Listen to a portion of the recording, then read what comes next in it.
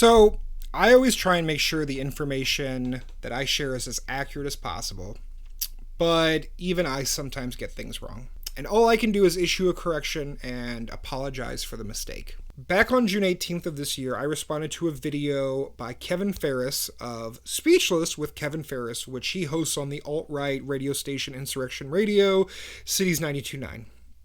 Basically, Ferris was saying that everything was fine with Pride when us gays just, kept it behind closed doors back when we were closeted. And Ferris also said, look, we all got full equality.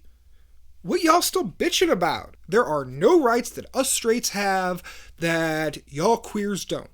And I'm paraphrasing. You can go back and watch the video. And in response to that, I pointed out how there were multiple legal protections queer and trans people didn't have that he as a cis straight dude did. And this is where I got two things wrong, and I doubt that I will ever be able to live down the shame. So I stated there were no legal protections for queer and trans people in 30 U.S. states. I was wrong. It's actually only 29 states. And, different websites will say slightly different numbers, with some saying 25 states. The distinction seems to come down to, did the legislature pass a bill protecting LGBTQ people? Was it like an executive order by the government? Was it, a state Supreme Court case? Still, at least half, if not a majority of states, do not have any protections for alphabet people. And it was an error nonetheless, so I'm sorry. The other thing I got wrong is when I said you could lose your employment simply for being queer and trans. That was also not true. In 2012, the EEOC, the Equal Employment Opportunity Commission, ruled that discrimination based on gender identity violated the Civil Rights Act. And in 2015, the EEOC ruled that discrimination based on sexual orientation also violated the Civil Rights Act. And in 2020, the Supreme Court, and remember, at this point, this is a conservative Supreme Court, upheld these EEOC decisions in a case called Bostock v. Clayton County. So again, I apologize. But just to be clear, in at least half the country, queer and trans people can still be discriminated for housing, public accommodations, public education, federal funding credit, and jury service, but not for employment. Another reason to pass the Equality Act and create federal protections for us alphabet people. Now, Ferris actually did reach out to me, and we spoke briefly. Now, he didn't admit that he was wrong about anything he said. Let's not be silly, that would be ridiculous. But I asked him what he thought about the legal discriminations I mentioned. And he said, wait, but those are not rights. Quote, you didn't list a right, though. That was another thing I thought of. You don't have a right to anything of a private company. Rights are individual and protect you only from the government, unquote. Now, this is a nuanced point, and I asked him some follow-up questions, but he didn't really respond. Does he hold this position with regards to the Civil Rights Act of 1964 preventing discrimination based on race and ethnicity? Does he hold this position for rights given to people based on biological sex? On disability?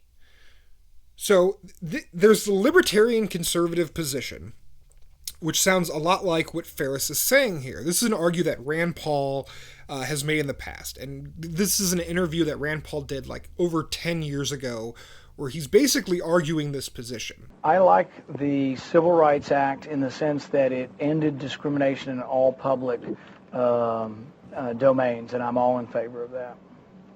But? You had to ask me the but. I don't like the idea of telling private business owners. I abhor racism. I think it's a bad business decision to ever exclude anybody from your restaurant. But at the same time, I do believe in private ownership. But I think there should be absolutely no discrimination in anything that gets any public funding. And that's most of what the Civil Rights Act was about, to my mind. And then it was extended by most localities to include all. Would you have favored those local decisions? Well, in a local basis, it might be a little different. And the thing is I would speak out in favor of it, and those were governmental rules and laws that forbid people, from riding the bus or sitting in certain parts of the bus or drinking water from public fountains.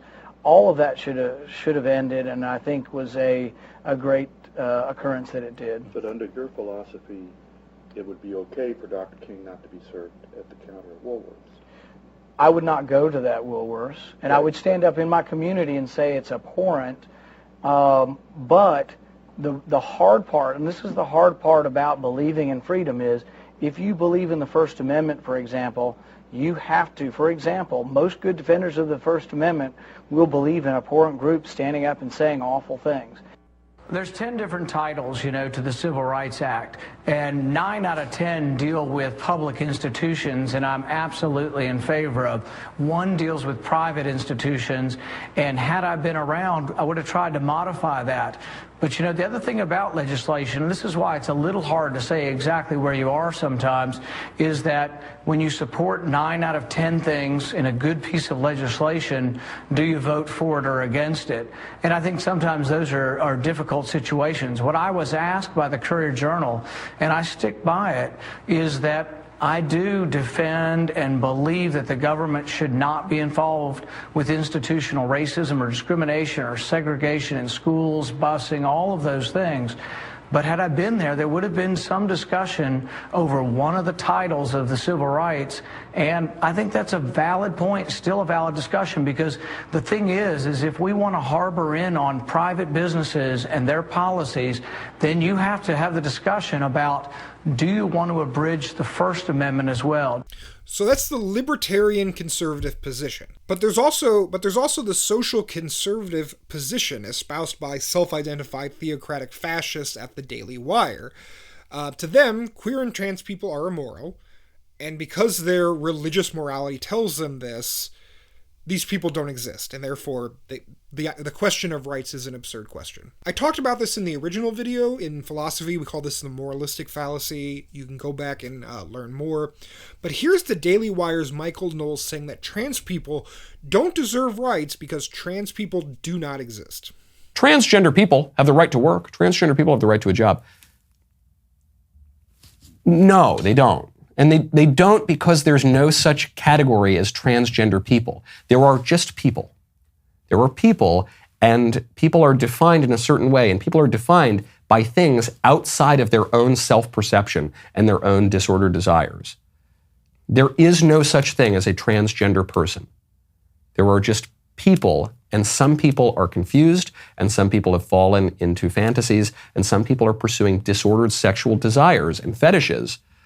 But that doesn't change who and what they really are. And so a man does not have any right to dress up in public life as a woman.